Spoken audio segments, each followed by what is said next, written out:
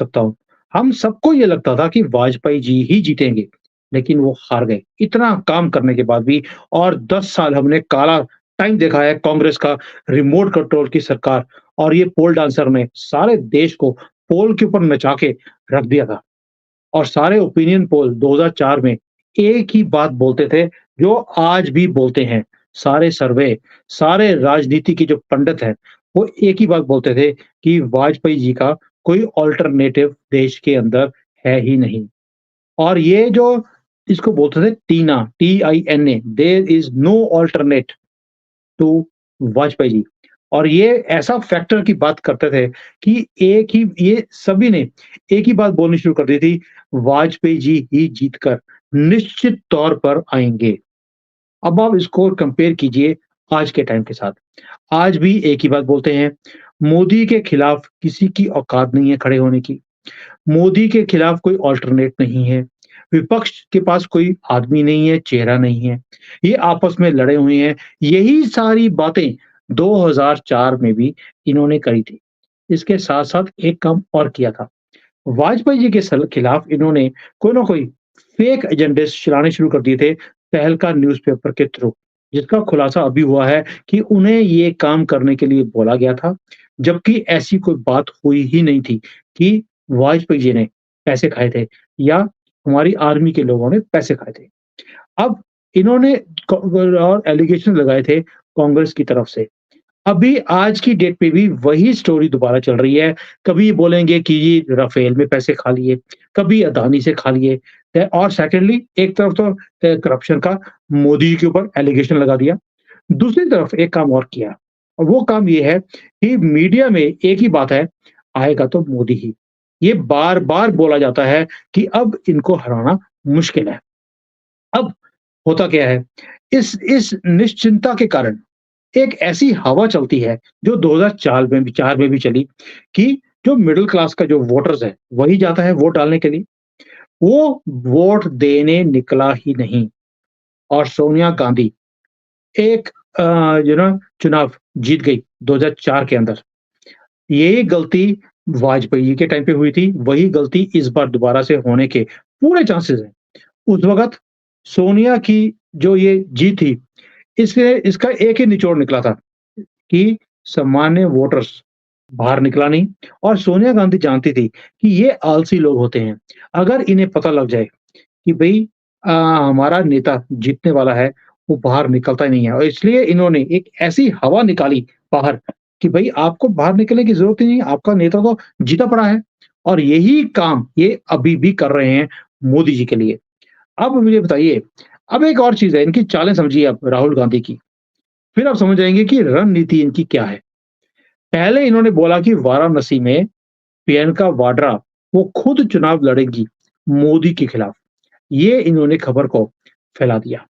फिर जिस दिन मोदी जी का रोड शो था वाराणसी में, उससे 1 दिन पहले प्रियंका के पीछे हटने की घोषणा कांग्रेस ने कर दी और ये दिखा दिया कि कांग्रेस मोदी से डरी हुई है और एक ऐसा संदेश दिया वोटर्स को कि आएगा तो मोदी ही।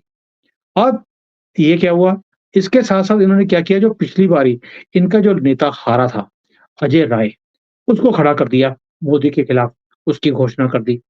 सपा है, बसपा है, इन्होंने भी काशी में जो मेयर के चुनाव हैं, उसमें हारे हुए उम्मीदवार को खड़ा कर दिया। आप देखते जाइए सारी इनका गेम प्लान कैसे चल रहा है। और जो मोदी विरोधी पत्रकार हैं, वो संजीव श्रीवास्तव हो, नलिनी सिंह हो, नीरजा चौधरी हो या जो कांग्रेस के समर्थन के लोग हैं, सुमन रमन जैसे, ये अचानक एक ही बात बोल रहे हैं, मोदी की जीत तय है और इसका इंडिकेशन उन्होंने बार-बार अपने वीडियोज़ में देना शुरू कर दिया।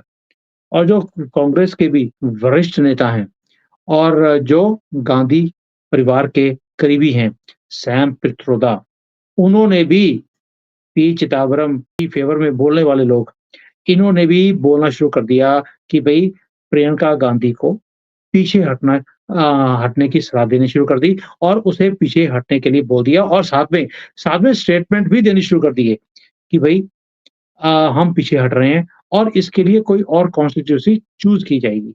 यानी कि ये संदेश देने की कोशिश कर रहे हैं कि प्रियंका और कांग्रेस मोदी से डरी हुई है क्योंकि मोदी ने जीत कर आना ही है। अब सवाल ये है कि क्या ये सब कुछ अचानक अपने आप हो रहा है या फिर कोई योजना के तहत ये सारे जो चुनावी रणनीति है, उसका ये पार्ट है, ताकि जो वोटर्स है, वो खुश हो जाए और वो खुशी-खुशी में वोट देने जाए ही नहीं। क्या ये वो प्लान नहीं है जो 2004 में भी ये सफल हो गए थे और ये प्लान सोनिया गांधी का खुद का बनाया हुआ था।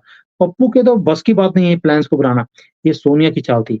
अब याद रखिए, जो वाजपेयी थे, वो इसलिए नहीं हारे थे कि वो पॉपुलर नहीं थे, बल्कि वो इसलिए हारे थे कि जो मिडल क्लास वोटर है, उसको जीत निश्चित दिखी और वो छुट्टियाँ मनाने चला गया और वोट देने निकला ही नहीं। और जो मोमिन थे, उन्होंने अपना नेता चुन लिया, जिसका नाम था सोनिया गांधी। और वो कहानी आपने सुनी होगी, जो हमने बचपन में सुनी है कि एक राजा ने अपने राज्य को अकाल से बचाने के लिए एक अनुष्ठान किया था। और एक सन्यासी ने राजा को बोला कि अगर सारी जाति जो आपकी जनजातियाँ हैं, जिसकी ये सारी जो आपकी पॉपुलेशन है कंट्री की, अगर वो सारी इसका भागीदारी बनेंगी अनुष्ठान की, तो ये अकाल खत्म हो जाएगा। तो उन्होंने कहा कि राज्य का हर व्यक्ति अगर यदि कुएँ में से 1 लोटा दूध कुएँ में 1 लोटा दूध का डालेगा, तो यहाँ पर अकाल खत्म हो जाएगा। तो राज्य में ये मैसेज पहुँचा दिया गया। अब सब लोगों ने सोचा कि सभी वहाँ पे दूध डालेंगे, मैं 1 लोटा पानी डाल देता हूँ, तो फ़र्क क्या पड़ेगा? किसी को क्या पता लगना है? और ये चीज़ सभी ने यही सोची और अल्टीमेटली हुआ क्या? कुएँ के अंदर दूध निकला ही नहीं, सिर्फ़ पानी निकला और वो अनुष्ठान विफल हो गया था। यही सोचकर कांग्रेस यही सोच पैदा भी कर रही है और ये पैदा करना भी चाहती है कि मोदी की सरकार तो निश्चित ही आएगी।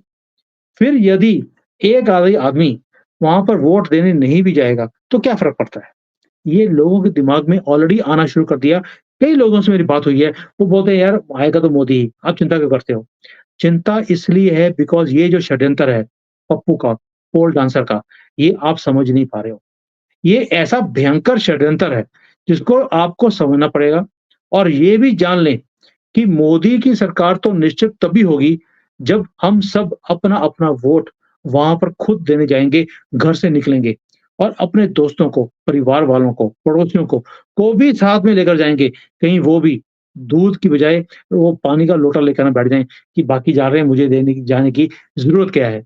आपको अपना-अपना 1 लोटा दूध इस यज्ञ में डालना ही पड़ेगा।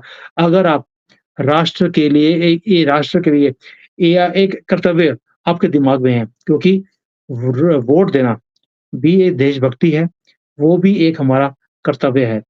मेरी बात आपको ना आज गाँठ बाँधनी पड़ेगी आपको कि भई जो 2004 में हमने गलती करी, उसके कारण 10 साल हमने काला टाइम देखा और देश हमारा कभी भी लुढ़क सकता था, फ्रेजाइल 5 में आ गए थे हम लोग। और ये देश का ये हाल था कि दुनिया ने जो सक्सेस स्टोरी थी भारत की, उसको सोचना ही बंद कर दिया, हमारी तरफ देखना बंद कर दिया और उन्हीं 10 सालों में चाइना 3 ट्रिलियन से 15-16 ट्रिलियन पे पहुँच गया। आप सोच के देखिए, जितना भारत को इन्होंने कमज़ोर किया, उतना ही इन्होंने कांग्रेस ने चाइना को शक्तिशाली बनाया और आज चाइना आँख में आँख डालकर बात करता है पूरी दुनिया के साथ। क्यों? क्योंकि वो नींव उसकी स्ट्रॉन्ग बन गई उस 10 सालों में। दोस्तों, ये जो षड्यंत्र है, ये इतना भयंकर है, इसको समझें और अपने आप को निश्चित करने से जो अपने दिमाग में आपने निश्चित कर लिया कि चिंता मत करो, आएगा तो मोदी ही। इस कीड़े को आपको बाहर निकालना पड़ेगा क्योंकि ये इतना बड़ा षड्यंत्र है, ऑपोज़िशन की तरफ से, स्पेशली कांग्रेस की तरफ से और हमारे लिब्रांडुओं की तरफ से। आपको राष्ट्रवादी जितने भी चैनल्स हैं, वो आपको आगाह करने के लिए